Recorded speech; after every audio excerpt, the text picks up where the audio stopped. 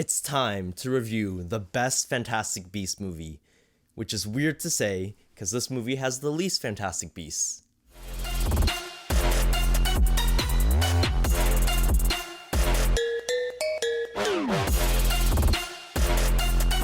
Welcome to my review of The Secrets of Dumbledore, and don't worry, you're safe from spoilers here, until you're not. I'll let you know. So, real quick synopsis, this movie is just Grindelwald running for Wizard King of the World, and Dumbledore and co are trying to stop him. That's the whole summary you're getting from me. Right off the bat, this film felt a lot more focused than the other Fantastic Beasts movies. My general consensus on these movies are as follows. Number one was kind of whatever. I'm not super interested in Newt Scamander's adventure to catch his little creatures, and the climax feels like a totally different movie. Fantastic Beasts 2 is right there with Wonder Woman 84 as one of the worst movies I've ever seen in my life. That scene in the crypt is an absolute nightmare of writing, so I'm actually happy to report that I genuinely enjoy this new Fantastic Beasts movie. Third time's the charm? Sure. I like the new professor, Professor Hicks. She really played it straight. Like, she was very focused on Dumbledore's cause, which is great when your team consists of Newt Scamander, a pacifist zoologist, his brother, who isn't very fond of Dumbledore, Newt's assistant, and Newt's muggle best friend. Something else I liked about the movie were the action scenes. As someone who is very disappointed with the shoehorned action in Crimes of Grindelwald, it was great seeing bits of action set pieces throughout the movie, and the action in this movie felt a lot more whimsical. There's typically two sides of Wizarding World action.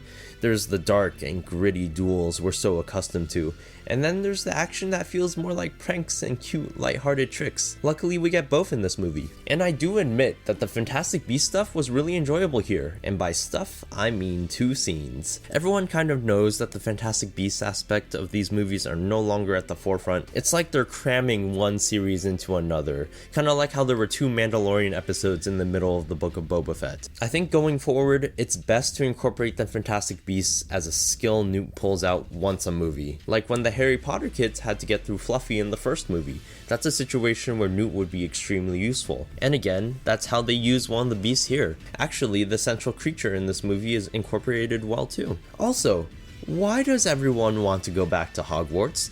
I'm tired of Hogwarts. We visited Hogwarts in 8 movies.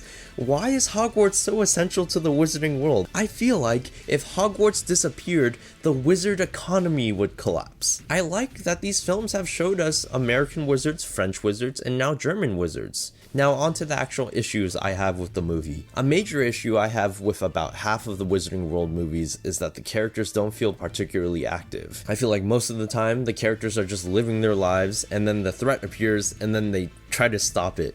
It's gotta be a tension issue, right? Take the Secrets of Dumbledore for example. Even though the characters were following a plan, it never felt like they were in any real rush. Another issue I have with this movie is that there is a lot of talking. Obviously, that's not inherently a bad thing. Some movies are purely just characters talking, and that's the appeal of those films. But this is a big budget movie about wizards. Something visually appealing should be happening every so often. With that said, the conversations taking place here are not the most interesting either. And this is where I would have an example of one of those dull conversations, but I honestly can't remember, despite liking this movie.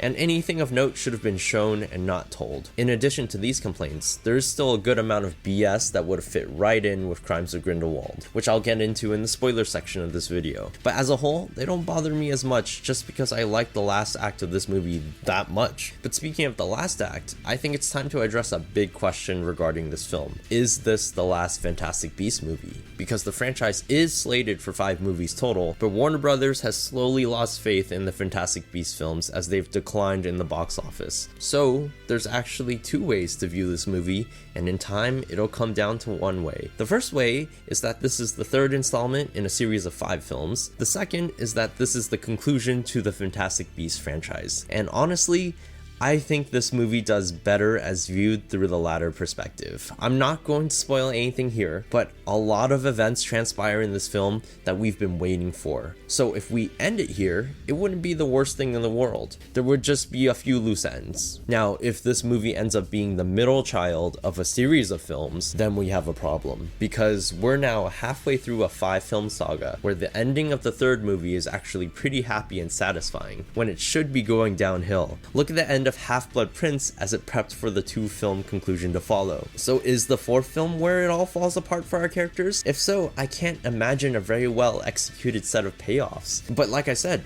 we'll know in due time. If a 4th film is announced, then we're still on this train. And if not, it was nice to see it end with a bang. So it is that time once again to ask, would I rewatch Fantastic Beasts: The Secrets of Dumbledore? Yes, I would, but not too often. There's a lot of slog to get through if you want to get to the good stuff, which is mainly just the climax. But I will admit that I enjoy this movie more than a couple of the Harry Potter films. And truthfully, this movie has made me re-interested in the series. I really enjoy this cast, and I think young Dumbledore is my favorite character in all of the Wizarding world. This is far from the best Harry Potter movie, but I can see them focusing up, and maybe the 4th movie will be a nice buffer for them to get their act together. Well, it's now that point of the video where you go and watch the movie because we are discussing spoilers. So there's your warning, get out of here. First up, what are the Secrets of Dumbledore? Honestly, you could probably take a pretty good guess at this, but ultimately, for me, the Secrets of Dumbledore were the various plans he had for everyone, because no one but Dumbledore knew the larger picture, so it kept each character wondering what part the others had. In other spoilers, let me tell you that I'm glad that Kowalski isn't actually magical. I saw him get that wand in the trailer and I was like, that's not how the Force works. I think it's cool that he had a wand just to cause commotion, even though he couldn't do anything with it. At first in my mind, I thought Dumbledore gave Jacob like a training wand. You know how like younglings in Star Wars are given like a temporary lightsaber just meant for practice? I thought it was something like that. Like maybe he could make some sparks or something, but I was wrong. But speaking of wrong, a lot of events in this movie occur without being explained or properly set up, like the wizard president, for example. I looked it up and it's called the Supreme Mugwump, and apparently Dumbledore holds that position at one point. See, it's weird how this immensely important position was never mentioned in the Harry Potter films. When you have Voldemort, the greatest modern threat to the wizarding world, terrorizing Hogwarts. Why did the current Supreme Mugwump never come in and help with Voldemort? See, this is what makes me think that Hogwarts is like the pinnacle of the wizarding world. Like, oh no, the Dark Lord is attacking a wizarding school. Oh, let's assembling the Wizarding United Nations. Oh, wait, which school? Hogwarts, sir. Ah, never mind, they got it. Also, why exactly does the German Minister of Magic have jurisdiction over Grindelwald and his crimes? Is Grindelwald German? I'm assuming he is, because I guess if that's his country of origin,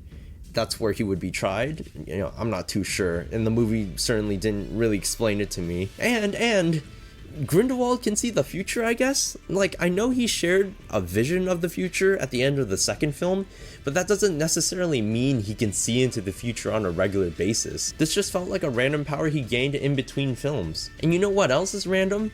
As well as the biggest BS moment in the entire film, the blood pact being broken out of nowhere. This is by far my least favorite part of the movie, and it's such a shame because it leads to something I've been waiting for ever since this franchise started, seeing Dumbledore duel Grindelwald. And with more build-up, it really could have been an earned moment, but it's not. They spend all of Crimes of Grindelwald emphasizing that Dumbledore can't fight Grindelwald because of this thing, and it just breaks at the end of the next film with no good explanation. It doesn't even feel like the blood pact was going to break in this movie. I really thought we were going to have a Deathly Hallows Part 1 plot thread where the heroes are racking their brains at trying to destroy this powerful object, but then that's never gonna happen now. I'm going to pull back a little bit as I conclude this video, because it's really sounding like I don't like this movie the more I talk about it. But as a whole, I really do enjoy this movie. It has so much great stuff on paper, but the build-up and execution just isn't there. Okay, one more thing. Tina was not in this movie pretty much at all, and Credence is no longer as important as he used to be. He tries to kill Dumbledore, fails, and then gets the suds. Okay. Now to balance out the negativity, I'll end with a positive note. I love the visual of Dumbledore using the Deluminator to block out the sun or whatever, or like take Credence to his domain. And the wedding was really sweet at the end. Okay, bye-bye.